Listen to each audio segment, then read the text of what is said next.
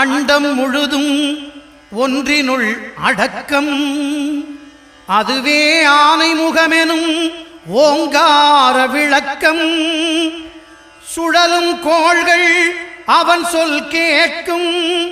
அவனை தொழுதால் போதும் நல்லதே நடக்கும்.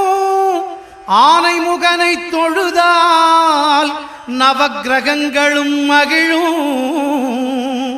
நல்லதே நடக்கும், நல்லதே நடக்கும்.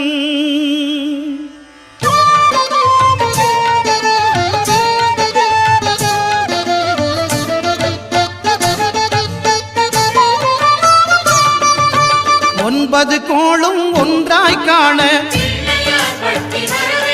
அங்கு கற்பகம் என்னும் கடவுளின் மெய்யில் ஒன்பது கோளும் ஒன்றாய் காண